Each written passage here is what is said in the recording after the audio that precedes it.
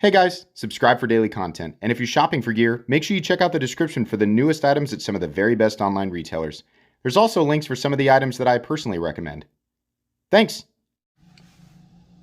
What's going on YouTube? Metal Complex here, and today I've got another interesting knife review / knife overview to share with you guys. This is the Wehr Knives Production Lukas-P, which is made by Wehr.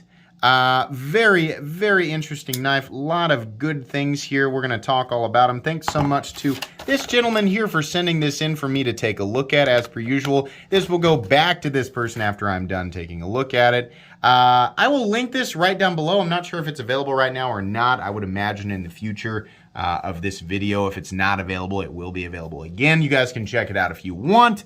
Thanks so much to my generous patrons for supporting me. There's a link for Patreon right down below, and please make sure to follow me on Instagram at metal_complex. All right, let's go ahead and get a measurement of this guy. Not a big knife, but it's not a small knife. Overall length is coming in at about, just about exactly 7.5 inches. Blade length is coming in about 3 1/4. Cutting edge, it's like right on 3 inches. How about some size comparisons up against the Ontario Rat Model 1 and the Ontario Rat Model 2? Just a few today, pretty close to the size of the overall length of the Rat 2. Let's do up against the Spyderco Para 3. Very similar, and in fact exactly the same overall length versus the Para 3. And a little bit shorter than the Bug Out, though the Lukas-P has a bit more presence. There's more, it's got a little bit more meat is what I'm saying. Let's do carry profile. So thickness up against the Spyderco Para 3. You can see here it's a little bit thicker. It is contoured though, which is something that I prefer. Length and height up against the PM2 and Para 3. You can see here it is shorter in terms of this measurement here. It's nowhere near as long or tall as either knife. So that's great.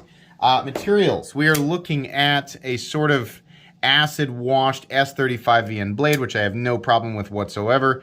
Titanium frame, and then we have a nice micarta inlay, and it does come in various colors of micarta, at least a couple. Weight.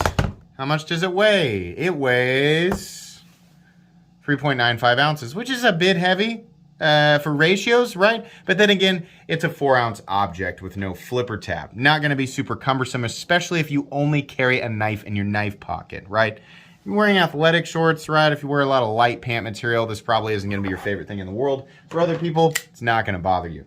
Let's go ahead and let's do blade stock thickness here real quick. That looks like roughly 130. I don't know, something like that, 135. Measure. Oh, I'm actually close today. 132 is probably about 130 thousandths, which is fine. Let's go ahead and do a hardware check. Get out my tools as per usual. My tools are very inexpensive, very recommendable. You can find them right down in the section of my description that talks about the tools I use on this channel. The pivot is most likely a T8. Yep. The inlay screws are also appears to be T8, and I bet you even the pocket clip screws on this guy are going to be T8. Yeah. So back here for the backspacer, there's likely some hidden hardware back there, and it's like I've been saying, there's this weird unsung rule where hidden hardware for the backspacer has to be T6. Maybe it isn't, right? Either way, you're going to be dealing with a few more screws than most people would prefer. Make sure you have some quality tools and a good place to keep your hardware, and you should be okay.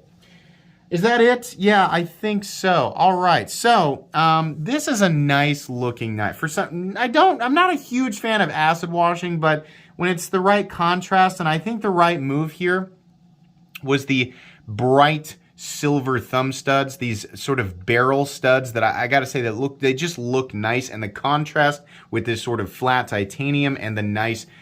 Is this natural micarta? Is it OD green? I think it's OD green. I don't know. I actually do like how this micarta looks, and the transition here is perfect. This is one of those things that's, you know, it's heavy evidence of a Wehr-made knife is when little things like the transition from the titanium to the inlay material are absolutely flawless, and I mean that. They are flawless. Something that Wehr does really well in this production territory. This is premium knife territory, right? But it's the reason that Wehr knives cost a bit more than other Chinese OEMs. They just factually do a better job, and I've had too many examples to ignore it, right? But yeah, it looks really, really good. Ergonomically, this thing feels pretty good. The pocket clip is also slightly contoured and it's nice and flat. I have no idea why it is in the middle right here. The carry depth is, you know, there are a few people who are just like, yeah, I like shallow carry, and that's fine.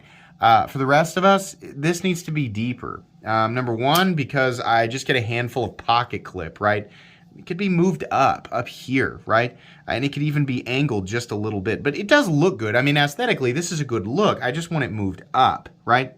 The other thing that's a little bit weird about the ergonomics, and it's gonna depend on the thickness of your fingers, this is one of those areas right here where it's obviously the primary position for your index finger and then possibly another finger. The problem is my fingers are, this is like 1.5 finger size. So if you have massive hands, you're gonna get one finger in here and then 2 fingers back here, and then you're gonna have this flailing off the edge. If you got hands like me, which is gonna be roughly the average person, right? Even if your hands are a little bit bigger or a little smaller, you're gonna have the exact same experience. You're gonna have like 1.5 fingers in here and it just feels weird.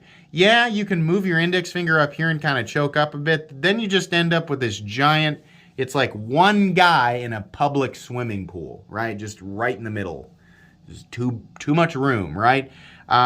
So it's a little bit weird. It's not bad ergonomics, it's just weird, right? Now, fortunately, access to that thumb stud and manipulation of the thumb studs is a huge joy.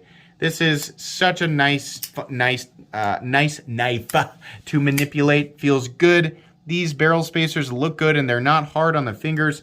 Access to the frame lock itself.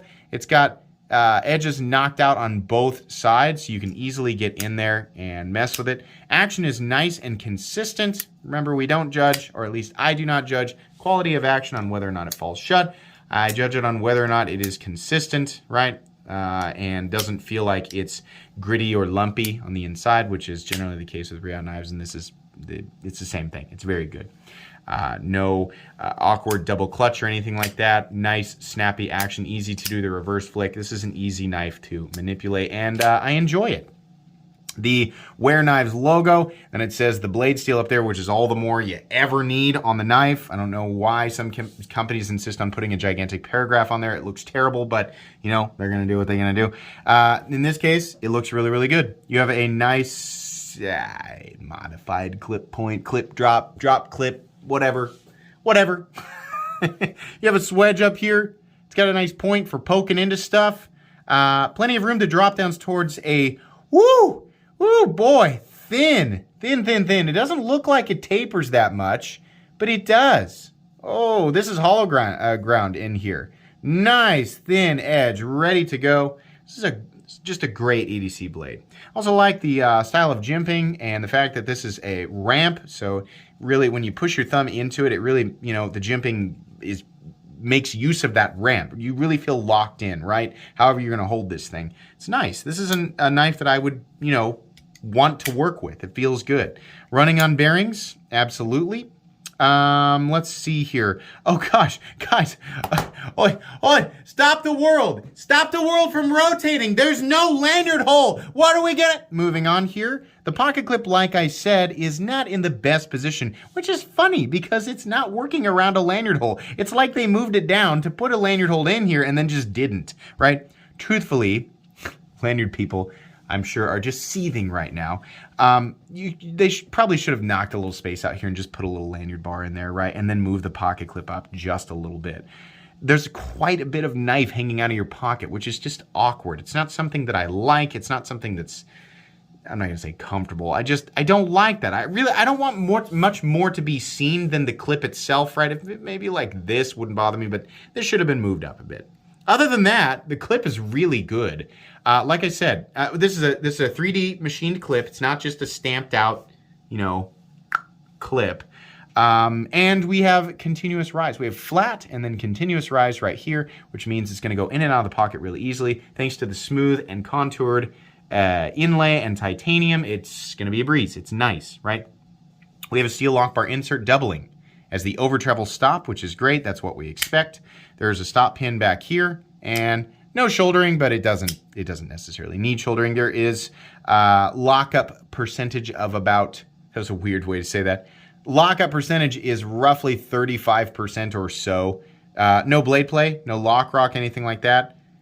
Curiously, I didn't expect this. I didn't check before the review.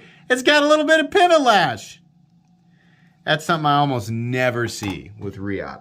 Pivot lash is not something that will affect the functionality of your knife whatsoever, but it's just one of those things where if you want to check to see exactly how precision machined a part is, right?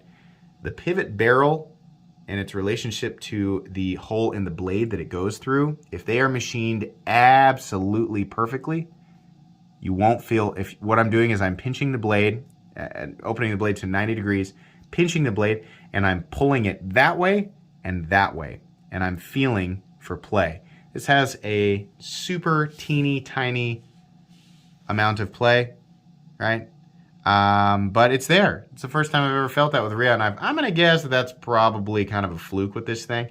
Whenever I talk about pivot lash, so many people check it on their knives, and then they're always bummed out. They're like, oh no, my blade, I loved this knife, and now I checked, and it's got pivot lash, and I hate it. Now, listen, the pivot lash is not going to affect you. It's just one of those things I check for, just overall machining precision, right? So a little bit there, not a big deal.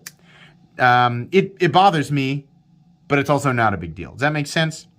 There is no detent lash, which is good. And the detent is tuned perfectly for the type of deployment you're working with on this guy. How's the centering? Perfect. Exactly what I'd expect. What's the price on this guy? $350 for a Riot knife. I'm pretty pleased with that, honestly. But it's S35VN and not CPM 20CV or M390.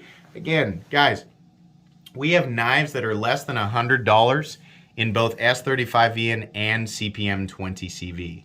They are different compositions that have better or worse attributes depending on the circumstance that you're going to use them in. Of course, heat treat and geometry play a gigantic role in how a steel performs. S35VN has pretty good edge retention, it's pretty tough, it's pretty stainless, and it's very easy to sharpen. M390 has really good edge retention, really good corrosion resistance. It is not tough. I don't know why people keep saying M390 is tough. No, as far as like the toughness spectrum goes, M390 is not considered a tough steel. A lot of people confuse toughness and edge retention. They are very different things. M390 will chip far before S35VN, and it also takes much longer to sharpen. So overall, ease of sharpening, M390 versus S35VN, I hate sharpening M390. I have no problem sharpening S35VN. All the way around, when I rank steels, S35VN for me is more preferable than M390. It just depends on what you want from your steel. As far as how much it costs Riot to buy CPM 20CV, which is an analog to Bowler's M390, or CPM S35VN, it's very, very close. It's very similar. We have to stop thinking that S35VN is all of a sudden a budget steel and CPM 20CV is still this premium god steel that costs like 5 times more than S35VN. No. I don't know why so many people were bent out of shape about this. I have no problem with S35VN on this knife. And there's way more to consider besides the materials. It is the overall, right, from just raw materials to what you're looking at right here. How much does it cost to, take those materials and shape them and grind them and, sand them down and polish them and turn them into this thing, right? That's what you're paying for. And yeah, I think $350 is pretty fair considering everything outside of that little detail with a pivot lash, which I'm not convinced is going to be present on, everybody's knife. Yeah, this is pretty good. Don't like that it's a 1.5 finger area right here. And I don't like the depth of the pocket clip. Outside of that, though, this is a pretty nice knife. And I really hope that they do more because it's very recommendable. Absolutely. Guys, that's going to be pretty much it. Once again, thank you to this person here for sending it in for me to take a look at. Please make sure to follow me on Instagram at metal_complex. If you enjoyed this video, leave a like. If you'd like to check out my other content, I do, of course, have lots of videos of knives that are either expensive or inexpensive that I do or don't like, so check those out. And if you enjoy all my content, go ahead and click on that Metal Complex logo right there and subscribe because there's definitely more coming. Thanks again for watching, everybody, and have a great day.